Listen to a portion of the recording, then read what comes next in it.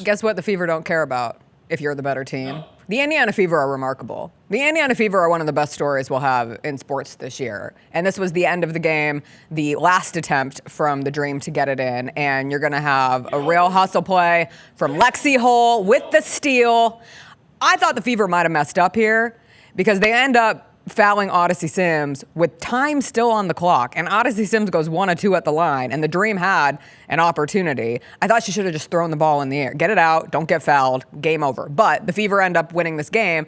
And truly, like, the Indiana Fever had no business winning a playoff series this year, had no business advancing to the semifinals for the first time in a decade. And yet, here they are, eliminating the Atlanta Dream in Atlanta without Caitlin Clark, without Sophie Cunningham, without Sid Colson, without Erin McDonald, without Chloe Bibby. The hospital squad is on the bench, and yet the Indiana Fever are into the semifinals of the WNBA playoffs, and you have Aaliyah Boston stepping up, especially in the second half of last night's game, just battling down low. And a lot of that as a result of they changed their defensive coverage on Kelsey Mitchell, who was explosive in the first half with 19 points. And dare I say, Kelsey Mitchell, I know she wasn't officially in the real MVP race, but played like an MVP this season for the Indiana Fever after all of those injuries occurred. You have Lexi Hull's hustle. You had Brianna Turner, who was low-key the sneakiest, most important player in that game last night. And then the coaching of Stephanie White. Like, she is working with a 9-woman rotation,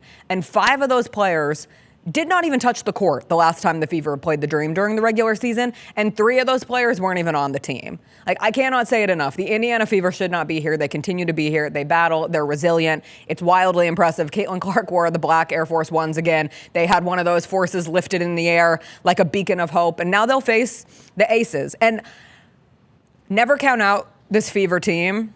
And, like, please don't come for me, Fever fans. I can't handle it at the end of this week. I'm not interested. We need Aces links.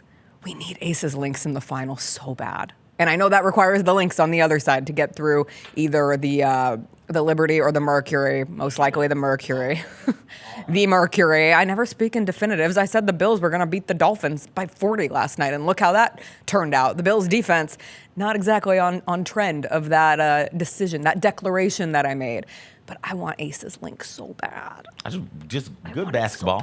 Just good basketball. Just give it to me, and I think we'll be getting that. And we've gotten that so far throughout the entirety of the regular season and throughout most of the games in the playoffs. You stop and think about not just close, but 1 point, 1 possession type games we've gotten already in the first round of these here playoffs. Hell, we had a game go to overtime on Sunday when the Mercury and the Liberty played one another. So it's been a lot of good, close, competitive, intense, passionate basketball being played, and I hope to continue to see that.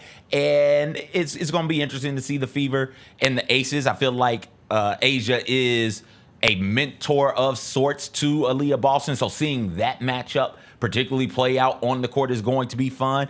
And then seeing if the Fever have anything, truthfully, anything for what Asia Wilson is capable of doing. Has anyone? I don't think so. Maybe the Lynx, right? Like that's it. Right. Just the because Lynx. they have a co-MVP in Nafisa Collier and a co-defensive player of the year in Elena Smith. Co-MVPs. But yeah, so it's going to be fun. It sets up for a storyline, a matchup with some interesting storylines already, and I think it's going to be pretty good basketball being played by at least one of those, the Aces. I fear the Fever's magical run is running out. I would expect them to get swept expeditiously up out of this thing from this point forward. But hey, don't expect it. Kelsey Mitchell's out there balling. Leah Boston is still there. They've got the Odyssey Sims is point guard is running the system real well. Like Turner's, they've got Hull is still out there, right? Like they've got pieces around who have playoff experience, who are veterans, who aren't going to shrink from big moments because they've played in big moments. It's just there's something special about what this Aces team is doing right now.